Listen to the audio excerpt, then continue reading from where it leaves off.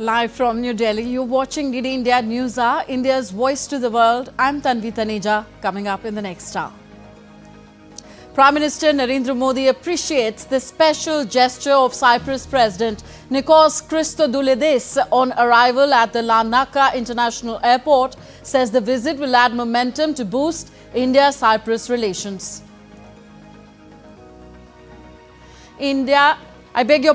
Israel and Iran bombard each other as conflict rages. Netanyahu urges Iranians to rise up against their rulers. Tehran says, ready for talks with Tel Aviv. Trump says both sides will have peace soon.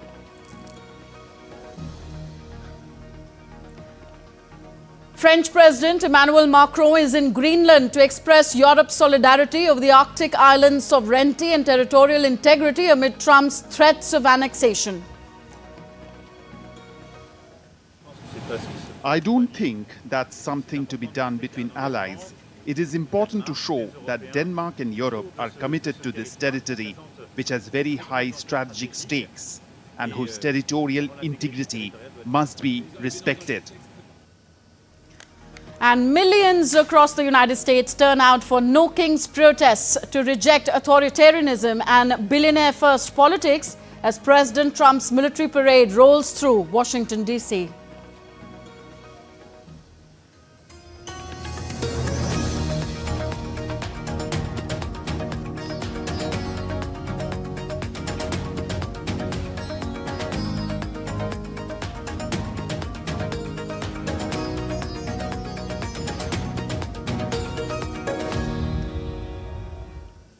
Prime Minister Narendra Modi is in Cyprus on the first leg of his three-nation tour to Cyprus, Canada and Croatia.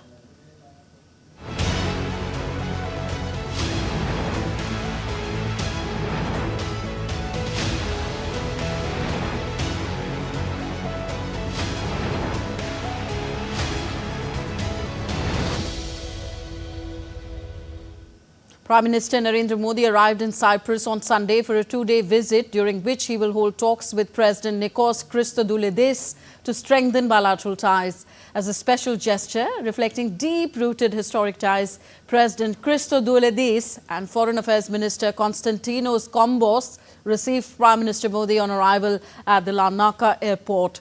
This is the first visit of an Indian Prime Minister to Cyprus in over 2 decades. From Cyprus, the Indian Prime Minister will head to Kananaskis in Canada to participate in the G7 summit at the invitation of Canadian Prime Minister Mark Carney. Prime Minister Narendra Modi was greeted with a spirited reception by the Indian diaspora at his hotel in Limassol, Cyprus, during his historic visit to the island nation, the first by an Indian Prime Minister to Cyprus over 2 decades. The air resonated with fervent chants of Bharat Mata Ki Jai and Modi, Modi, as members of the Indian diaspora waved tricolour flags and expressed their pride and excitement on seeing Prime Minister Modi. The Indian diaspora in Cyprus welcomed Prime Minister Modi with great enthusiasm, expressing their pride and excitement. Chanting slogans and waving the tricolour, the community members called this visit a symbol of growing global recognition of India's leadership. Many hailed it as a moment of connection and inspiration for Indians living abroad. It is a proud moment for us that Prime Minister Modi has visited Cyprus, and we are really thankful for him. Today was most auspicious day. It is like a festival for us that Mr. Modi has come here. It was a long, very long wish to see him in person, to meet him, and that wish has been fulfilled today. It's a great opportunity for all of us who are staying here in Cyprus. Cyprus and India has a very good relation from long time, and he is here. We are great to witness him. It was a great opportunity for us. It was once in a lifetime opportunity that Mr. Narendra Modi, he has come here and he has met us, and we are really honored by his presence here. We've been waiting for this for a long time, but he took out time to meet his own people. That is really commendable.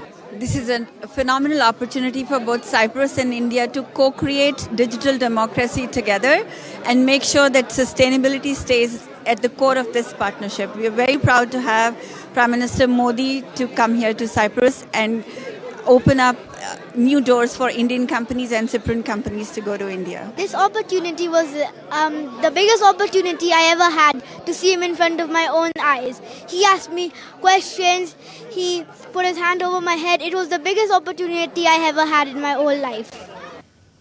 Prime Minister Narendra Modi's visit to the eastern Mediterranean island of Cyprus on Sunday, the first by an Indian Prime Minister in 23 years.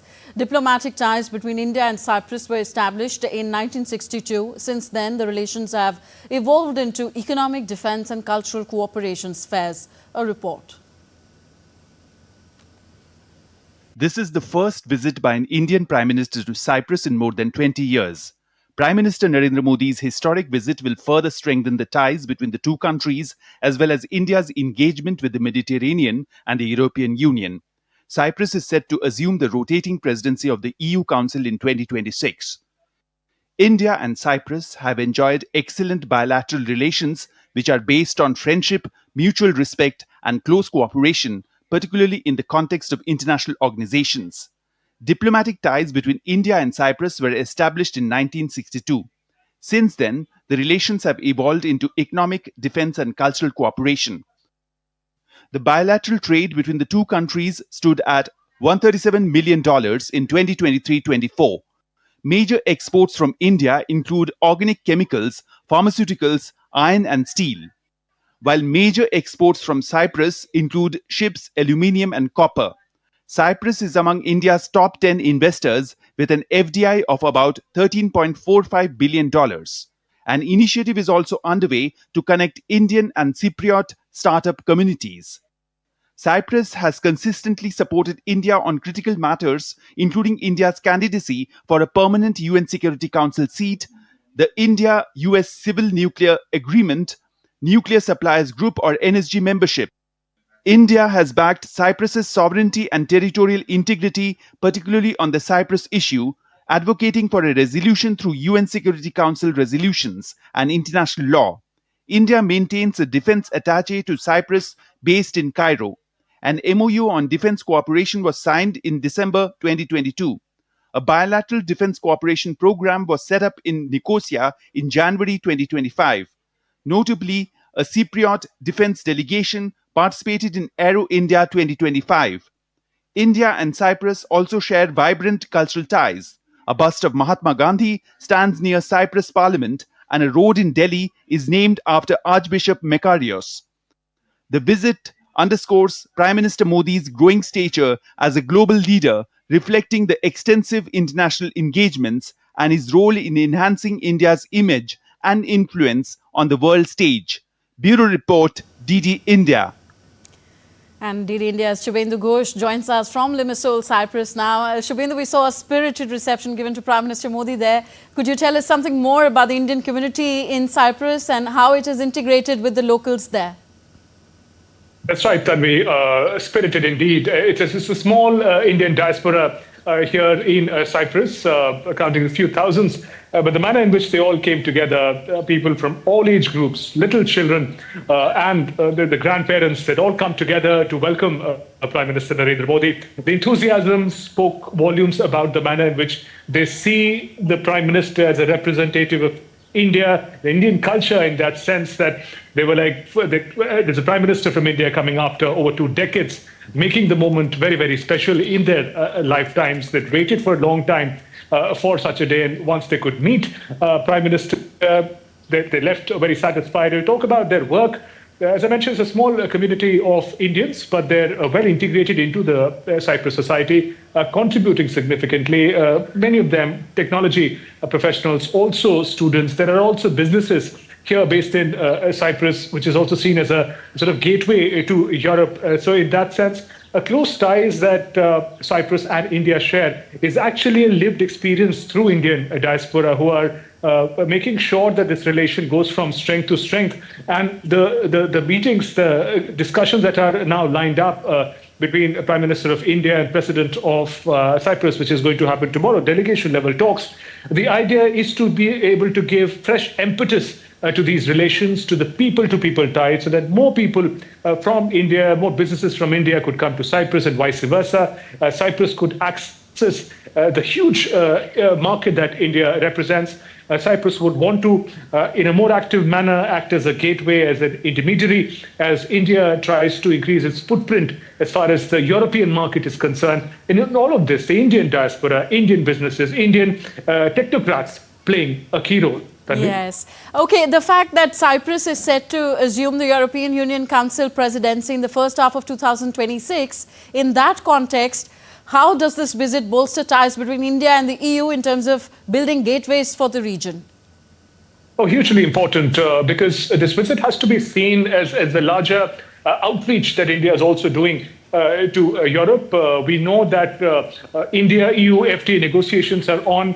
We've heard Indian leaders talking about how once that FTA happens, there's going to be a closer strategic partnership between India and whole of Europe. And having a close partner, a partner like Cyprus, which shares civilizational links with India, which shares historical links with India, where both the countries look in the same direction in principles, whether it's democracy, whether it's standing against a scourge of terrorism.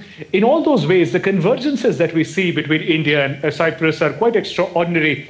And that makes a fertile ground for further cooperation between India and Europe. In that sense, as we know that Cyprus is going to be taking over the rotating presidentship of the Council of the European Union in 2026. And India, being one of the closest partner of Cyprus, gets an edge then to be able to have a deeper, more comprehensive engagement, particularly in the area of technology and innovation. And both Europe and India have great potential to work together, and Cyprus could play a key role in being that very, very important intermediary.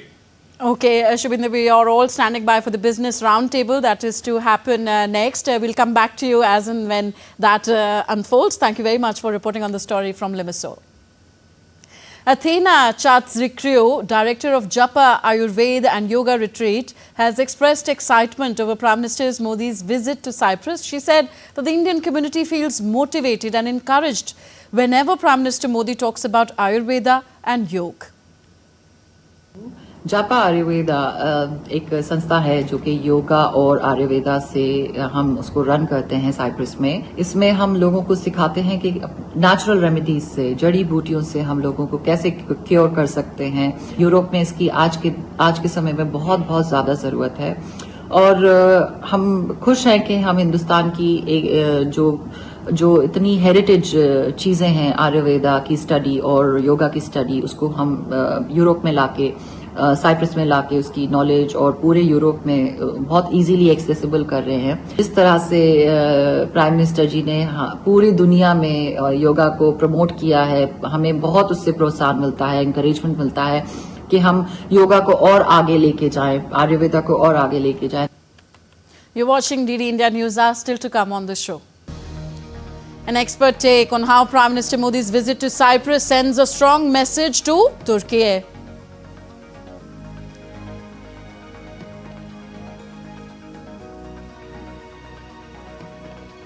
G7 leaders meet in Canada, hoping to avoid a clash with US President Donald Trump.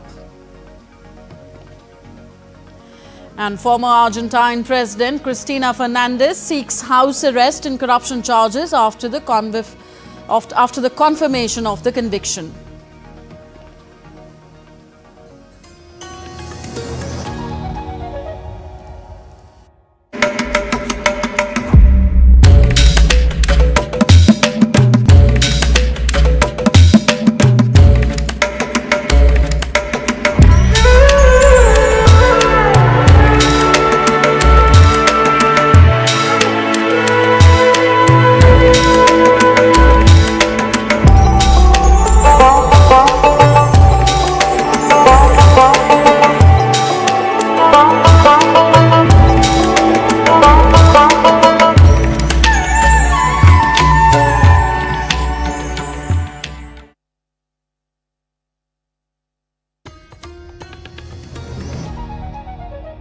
Welcome back. You're watching DD India NewsHour. I am Tanvi Taneja.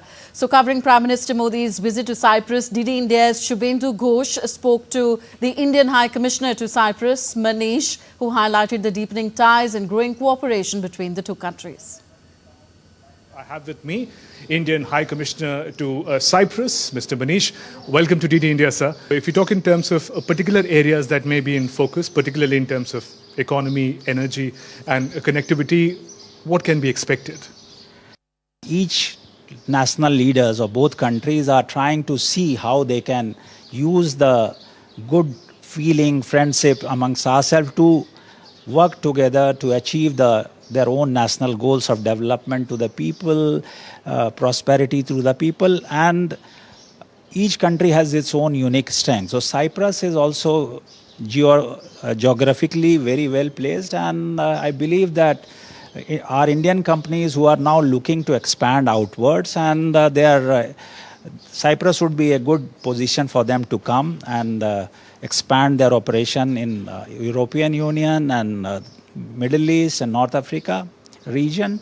It is a global economy, so there is no winner or no loser.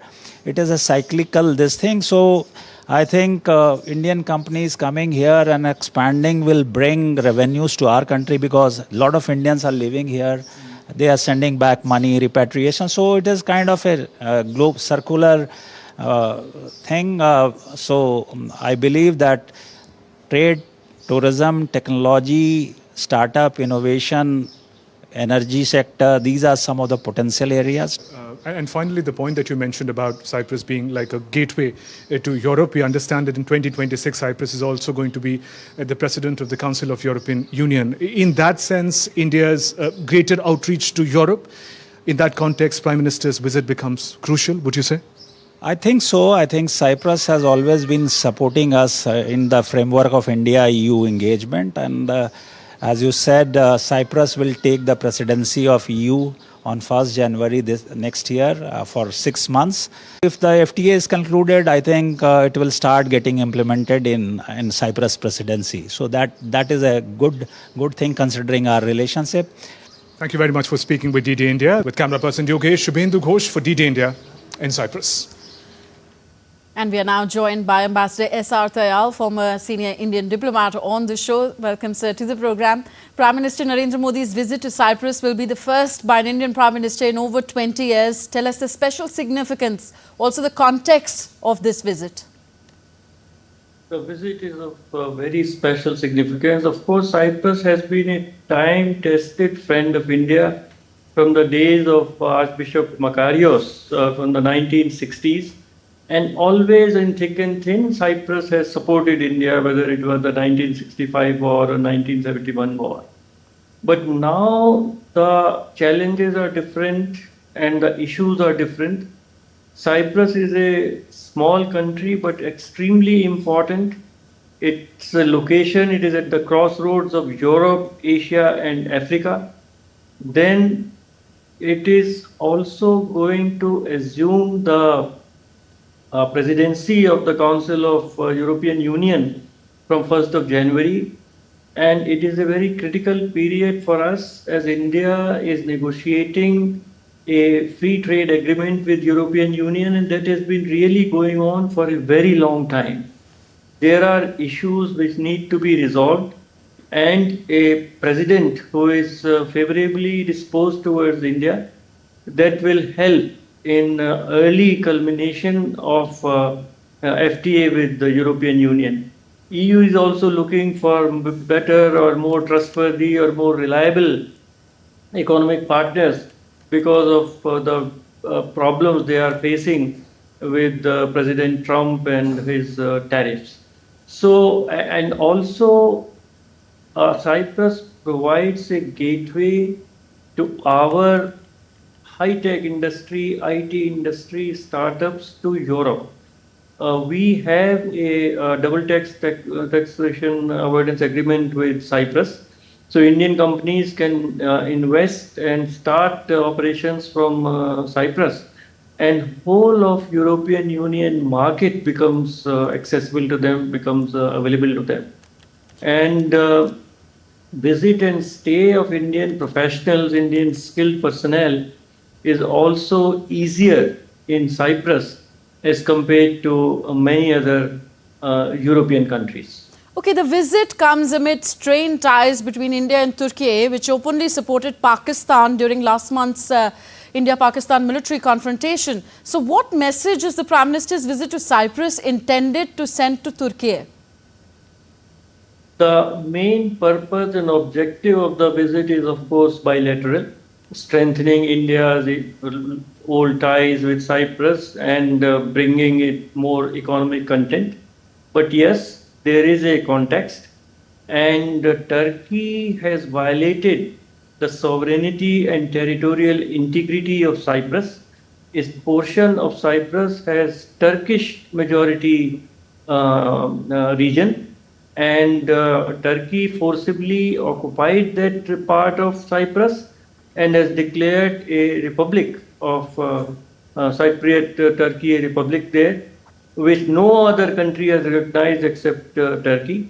So Turkey has its own expansionist policy in the region, and Indian Prime Minister's visit to Cyprus, a high-level visit, a very visible visit, will certainly send a message to Turkey that what it is doing in Cyprus, the way it has violated the territorial integrity of Cyprus, is not good, and India stands against that violation of Cyprus's territorial integrity. Okay, Prime Minister Modi will be discussing economic, trade, infrastructure and investment ties with President of Cyprus. What kind of linkages will India likely be looking for in these areas? The emphasis would be on the new frontiers of technology, whether it is information technology or artificial intelligence or cyber, and so the whole new phase of cooperation in services, investment in services, investment in high technology is opening up, where India sees itself at the cutting edge. We have highly skilled professionals who can work within India in friendly countries like Cyprus and tap the opportunities, the market available in whole of Europe.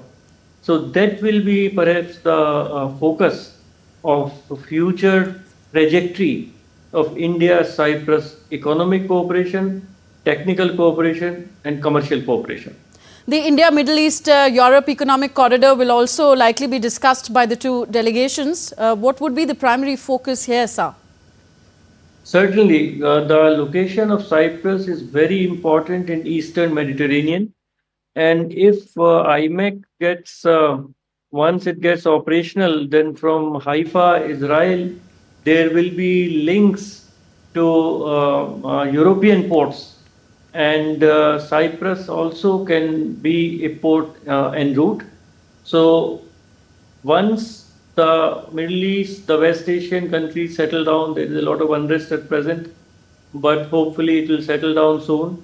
And then in India, Middle East economic corridor will come to fruition. Very important countries like Saudi Arabia, UAE, India, United States, Israel, they are very much interested in making IMEC operational. And there, Cyprus being, because of its maritime location, it will be a very important partner in that project. All right, sir. Thank you very much for explaining to us India-Cyprus relations better. We appreciate your joining DD India NewsHour. Moving on now, the group of 7 G7 leaders gather in Canadian Rockies starting on Sunday amid growing splits with the United States over foreign policy and trade, with host nation Canada striving to avoid clashes with President Donald Trump. While Prime Minister Mark Carney says his priorities are strengthening peace and security, building critical mineral supply chains and creating jobs, issues such as US tariffs and the conflicts in Middle East and Ukraine are expected to feature heavily in the summit. The summit will also take place in the mountain resort of Kananaskis, some 90 kilometers west of Calgary. The last time Canada played host in 2018, Trump left the summit before denouncing the then Canadian Prime Minister Justin Trudeau as very dishonest and weak and instructing the US delegation to withdraw its approval of the final communique. Carney's office declined to comment on how the Israeli strikes would affect the summit. French President Emmanuel Macron arrived in Greenland to express his disagreement with Donald Trump's intention to annex Greenland, stating that this is not what is done between allies. Macron stated that he has come to express the solidarity of France and the European Union for the sovereignty and territorial integrity of Greenland. I don't think that's something to be done between allies. It is important to show that Denmark and Europe are committed to this territory, which has very high strategic stakes and whose territorial integrity must be respected. And now we take a look at other stories making news around the world. Former Argentine President Cristina Fernandez has petitioned a lower court to allow her to serve a sentence for corruption under house arrest. Her lawyer argued for house arrest due to security concerns following an assassination attempt in September 2022. Activist group Republic staged a protest along the processional route during Trooping the Colour parade, the annual celebration of British sovereign's official birthday. As King Charles III and members of the royal family paraded down the mall with troops and the cavalry, the protesters loudly chanted, "Not my king," making their anti-monarchy stance known during the high-profile event.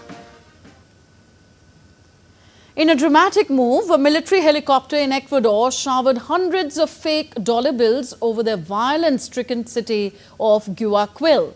Each bill carried a government hotline number urging residents to report criminals. This unusual tactic is part of a broader campaign to combat soaring gang violence and restore public trust in law enforcement in the country.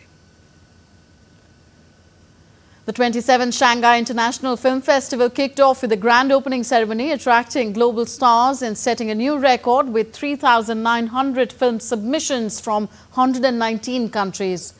This year's event is buzzing with anticipation, with a dazzling lineup of 11 world premieres in the main competition alone. You're with us on DD India NewsHour, still to come on the show. US President Donald Trump warns Iran of unprecedented American military response if attacked. We understand where is the Israel-Iran conflict headed with our expert. Aircraft Accident Investigation Bureau continues recovery and investigation work at the Ahmedabad crash site. DNA tests confirm identities of over 60 victims.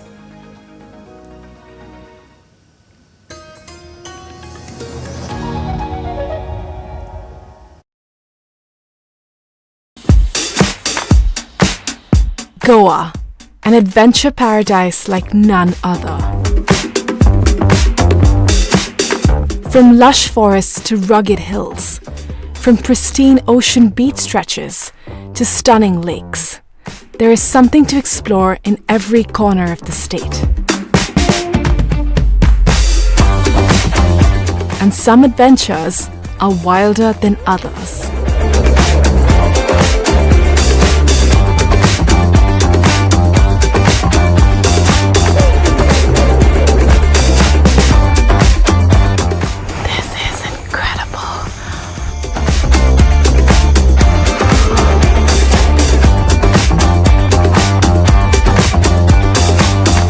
Watch postcards from Goa on National Geographic.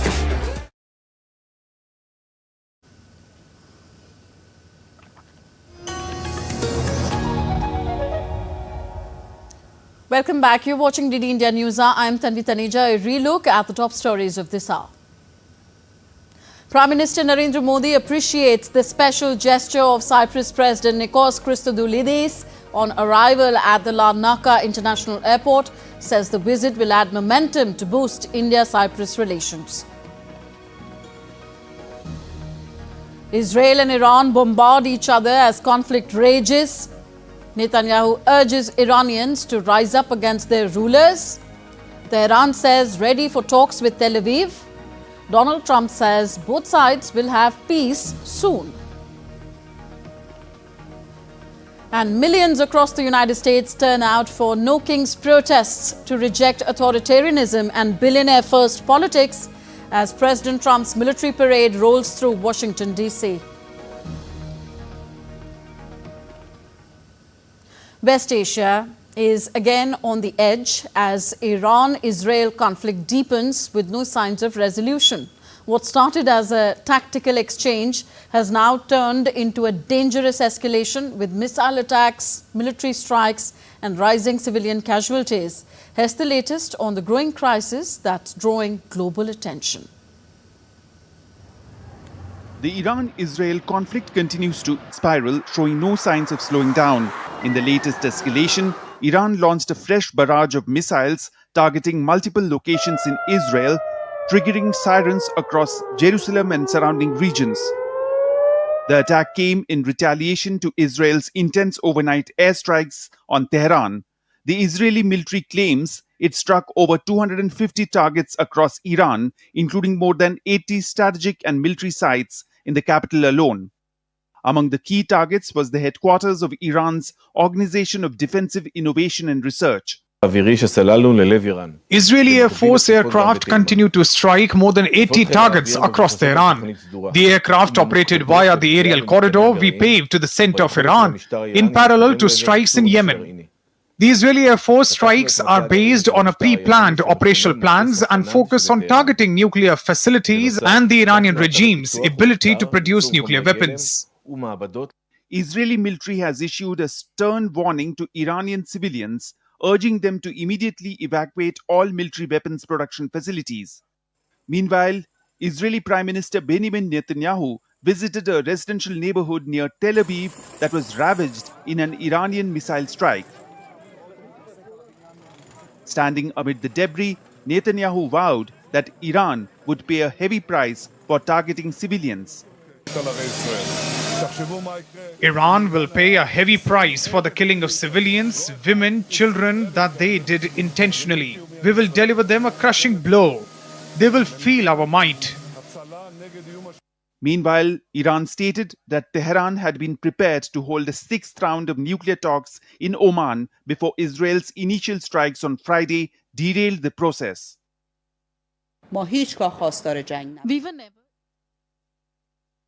So Prime Minister Narendra Modi in Cyprus, he is holding the business delegation talks. This is the business roundtable with both Indian and Cypriot entrepreneurs there at this business roundtable. So these are the latest visuals coming from Prime Minister Narendra Modi's visit to Cyprus. Remember, Prime Minister Modi is the first Indian Prime Minister to visit Cyprus in over 2 decades. And here we see the business roundtable with the Cypriot President Nikos Christodoulides also in attendance.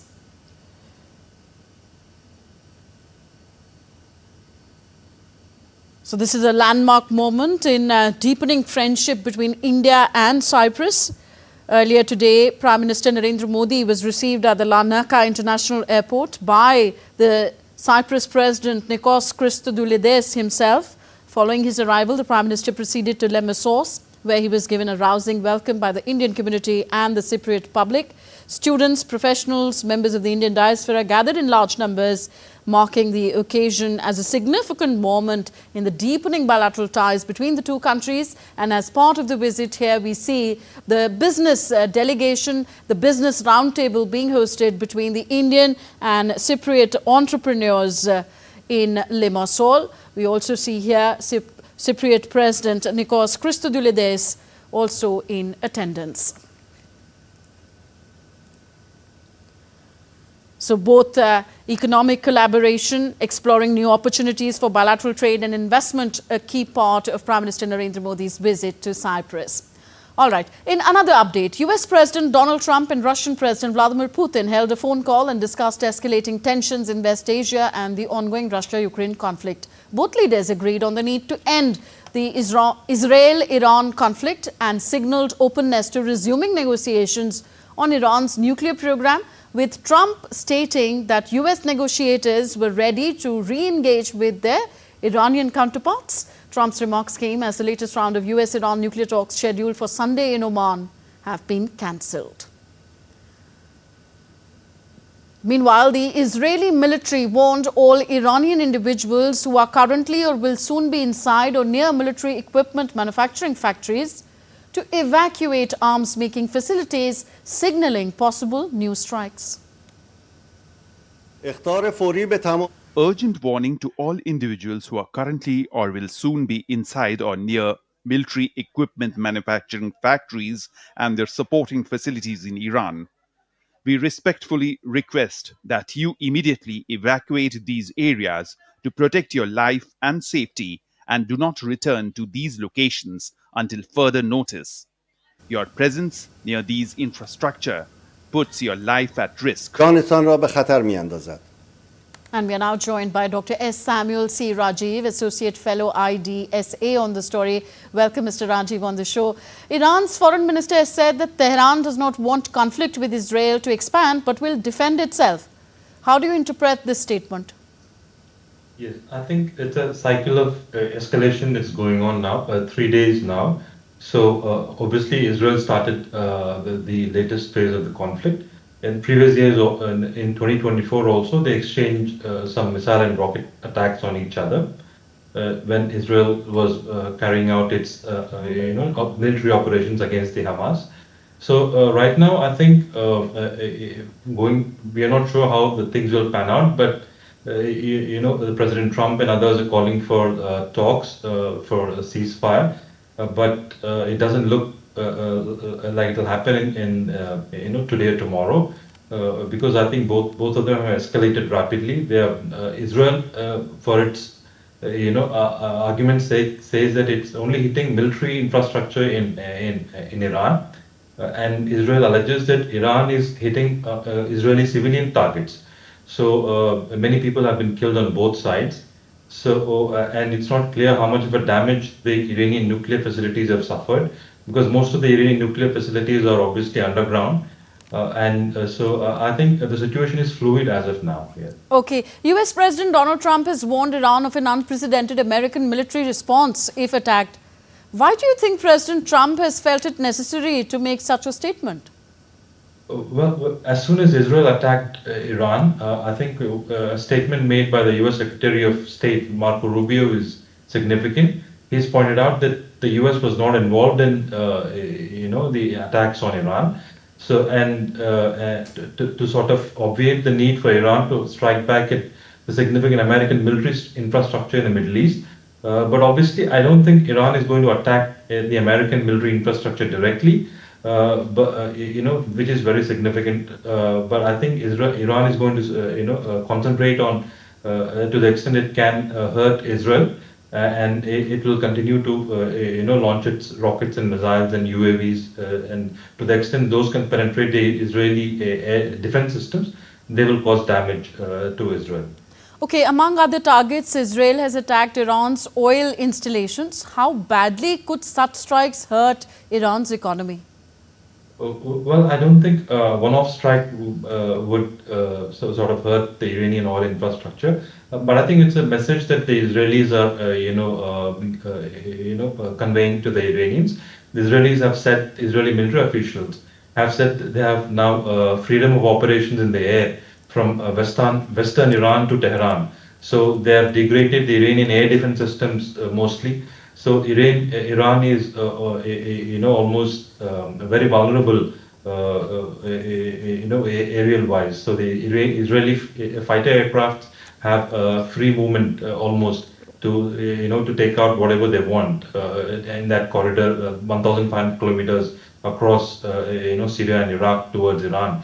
So, but I think this was perhaps a warning, strike, that we are going to hurt you where it will, hurt you most, which is the primary source of your, economic, strength, which is Iran's oil infrastructure. Okay. Israeli airstrikes have killed top Iranian commanders and nuclear scientists.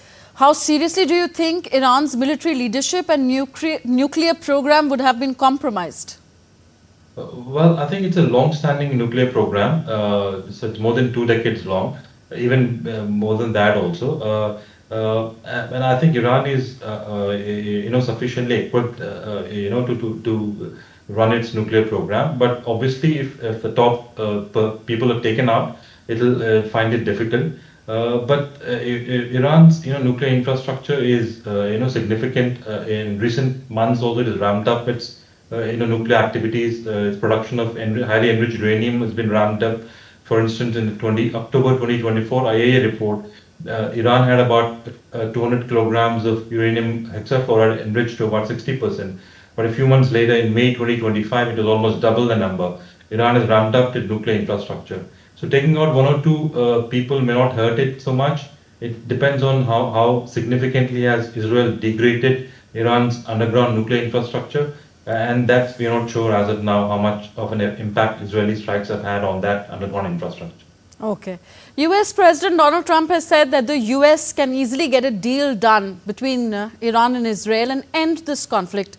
Your reaction to that statement? I think, in fact, one of the arguments that analysts are making, to account for the Israeli military action was to sort of scuttle the negotiations between Iran and, the Americans that was taking place under Romani, mediation. There were more than 5 rounds of talks have already taken place. So even when President Trump went to Saudi Arabia in May, first ever foreign overseas trip, President Trump himself said that they are very close to a deal. But obviously, Iran is not willing to give up its right to enrich uranium. Iran believes very, strongly that it's a member of the Nuclear Non-Proliferation Treaty. The NPT does not prevent an NPT member state does not prevent a state from not enriching uranium. Iran believes it has an inalienable right to enrich uranium.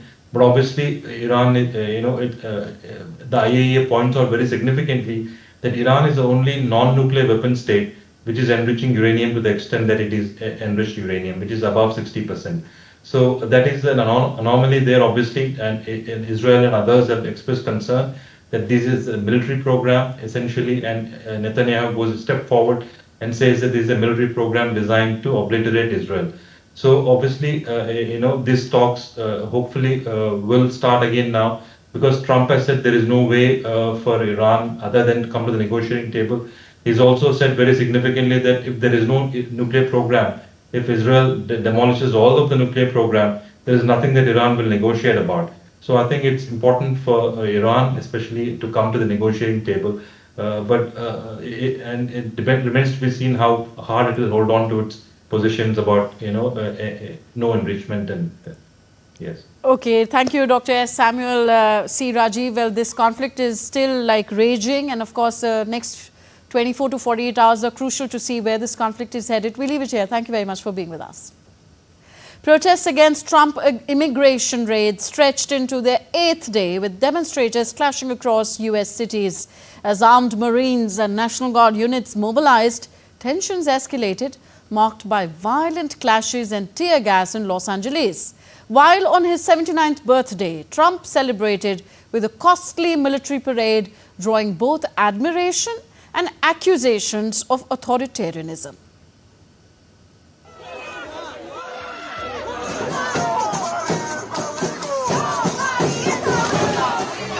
Protests against Trump's immigration raids entered their 8th day, with demonstrators marching across several cities in the United States. Aerial footage showed smoke in downtown Los Angeles as armed Marines were deployed under a federal mobilization ordered by the president. Organizers of the No Kings protests claimed millions participated in hundreds of events. In response, governors urged calm, with some deploying the National Guard to maintain order.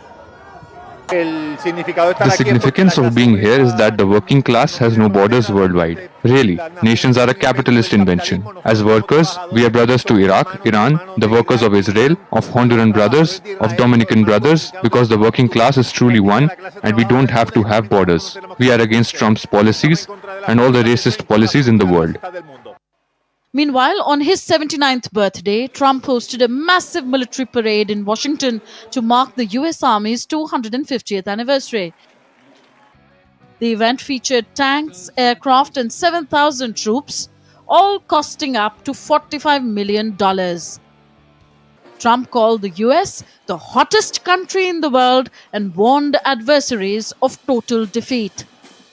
Time and again, America's enemies have learned that if you threaten the American people, our soldiers are coming for you. Your defeat will be certain, your demise will be final, and your downfall will be total and complete. The parade sparked protests across the country, with critics accusing Trump of authoritarianism. In cities like New York, Los Angeles, and Washington, people rallied against what they saw as a display of dictatorial power, while protests in LA turned violent, with tear gas being deployed. Protests also took place in Palm Beach, Florida, and even Texas. Update Familia, the agents are outside. They're here on the corner again of Alondra, across from the Home Depot. Community is coming out strong to show that they're now welcome in our own community. Esta gente ya está aquí afuera, los agentes de inmigración. Nuestra comunidad está aquí afuera. No son bienvenidos en esta comunidad y no en mi distrito, not in my district. Get the hell out of here. The ongoing protests highlight the growing tension over Trump's policies, with demonstrators marching in support of immigrant rights and democratic values, amid accusations of increasing authoritarianism in the country. Bureau Report, DD India. Still with the US, a massive manhunt entered a second day on Sunday in Minnesota for the gunman who killed a Democratic state lawmaker while posing as a police officer.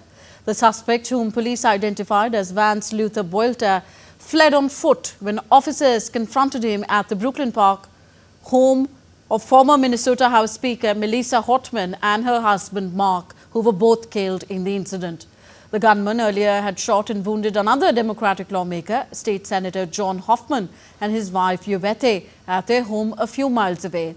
Minnesota U.S. Senator has said that authorities believe the suspect is still in the Midwest, adding that an alert had been put out in neighboring South Dakota. According to officials, the suspect left behind a vehicle outside Hotman's house in suburban Minneapolis that resembled a police SUV, including flashing lights, and contained a manifesto and a target list of other politicians and institutions. On to India now. Just days after Air India's Ahmedabad to London flight crashed with 242 people on board, DNA testing has confirmed the identities of over 60 victims. Families across Gujarat continue last rites as investigators probe the cause of the accident. A student's video of the crash is now a key clue.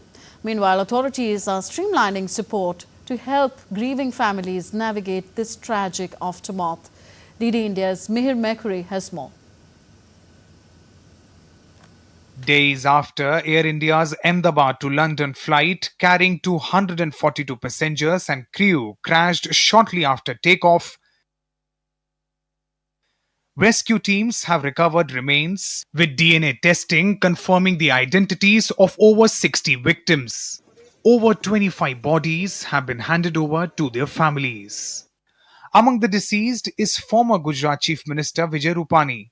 Authorities confirmed his death through DNA analysis of remains recovered from the crash site. हमारे नेता श्री विजय भाई रूपानी जी का air India Ahmedabad Gatwick की flight के crash में दुखद अवसान हुआ है। आज सुबह करीबन 11:10 को उनका DNA मैच हुआ है। His final rites will be held in Rajkot, where preparations are underway to honor the late leader. कल 11:30 के आसपास आदरणीय ऋषभ भाई और परिवारजन अंजलि बहन सब सिविल हॉस्पिटल से उनके पार्थिव शरीर को स्वीकार करेंगे और 2 बजे के आसपास ये राजकोट पहुंचेंगे और साथ में उनको राजकीय सम्मान के साथ ये सब होगा और राजकीय सम्मान के साथ उनको विदा करने का कार्यक्रम पार्टी ने भी बनाया है, सरकार ने भी बनाया। In Vadodara, the family of another victim, Kalpana Prajapati, performed her last rites after her remains were returned to her hometown. To spare grieving families from additional distress, the Gujarat State Administration has arranged for death certificates to be issued directly at hospitals, eliminating the need for visits to multiple government offices. Back at the crash site, the Aircraft Accident Investigation Bureau continues recovery and analysis efforts. Principal Secretary to the Prime Minister, Dr. P.K. Mishra, visited the site and was briefed on developments by the Director General of the AAIB. Boeing officials also visited the crash site on Sunday. The crash has also left deep psychological scars. Aryan Asari, a 12th standard student, captured the horrifying moment the aircraft lost control and crashed in a massive fireball. His video is now a vital clue for investigators trying to unravel what went wrong. The plane was passing from very close, so I thought of shooting a video so I could show it to my friends. The plane went downwards and I thought it was going to land as the airport was nearby. But when it went down, flames started coming up and we saw that it had exploded. I was scared. I showed the video to my sister. I also told my father about it. As probes intensify and families begin the painful journey of mourning, the nation watches with a mix of grief and urgency. Mihir Makuri for DD India. India's Principal Secretary to the Prime Minister, Dr. P.K. Mishra, visited the site of the tragic airplane crash in Ahmedabad on Sunday, where he was briefed on the incident by the Directorate General of Aircraft Accident Investigation Bureau. Later in the day, Dr. Mishra also visited the Forensic Science Laboratory in Gandhinagar, where DNA testing is being conducted to identify the victims of the crash. The testing is crucial for confirming the identities of those who lost their lives and handing over the mortal remains of the deceased to their families. We are at the Directorate of Forensic Sciences Lab here at Gandhinagar in Gujarat, wherein the DNA samples of the people who lost their lives in the fatal airplane crash in Ahmedabad is being tested. Number of stages of this DNA testing is taking place, be it the quantification, the genetic isolation, PCR, and number of stages. The DNA samples go from lab to lab, so to ensure that the DNA testing happens with extreme precision, extreme accuracy.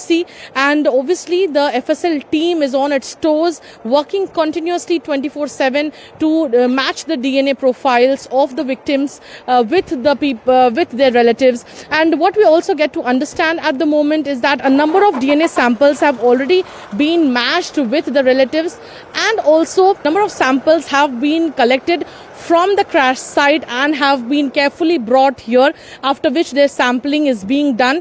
We also get to understand that because of the extreme impact, heat and flames, there is a lot of destruction to the bodies. The bodies are fragmented, they are severely charred, which has resulted in the complexity of the DNA testing. But at this lab, the professionals are working with high accuracy and extreme professionalism to ensure that the bodies, the mortal remains of the people who lost life in this tragic airplane crash is received by their relatives as soon as possible. With camera person Lakshman, this is Meghna De for DD India from Gandhinagar, Gujarat. And now we take a look at how weather is shaping up around the world, from light rains in New Delhi to summer sunshine in Germany, floods in South Africa and storms in China. Here's our global weather wrap. From stormy skies in Delhi to sun-drenched parks in Germany and devastating floods in South Africa, the weather is telling different stories around the world. Here is the latest from the global weather front. Delhi NCR residents woke up to heavy rain, thunderstorms and strong winds on Sunday morning. The downpour brought much-needed relief from the prolonged heatwave across Delhi and neighboring areas including Noida. Delhi and their adjoining regions have been experiencing extreme heatwave conditions for the last few days. After 4 consecutive days of heatwave conditions in parts of the national capital, Delhi witnessed a slight dip in temperatures. In contrast, Germany is soaking in the joys of summer. With temperatures climbing above 30 degrees Celsius, people are escaping the indoors and heading straight to parks, lakes, and outdoor cafes. From cycling to sunbathing by the river, families and friends made the most of the sunshine. In stark contrast, tragedy struck South Africa's Eastern Cape province, where relentless floods have claimed at least 78 lives. In Mathatha, a local shelter has become a refuge for many affected families. The recovery efforts continue as communities band together to support one another in the aftermath of nature's fury. Meanwhile, Typhoon Wuteep struck China's Guangdong province over the weekend, flooding ports and coastal towns after making landfall on Hainan Island.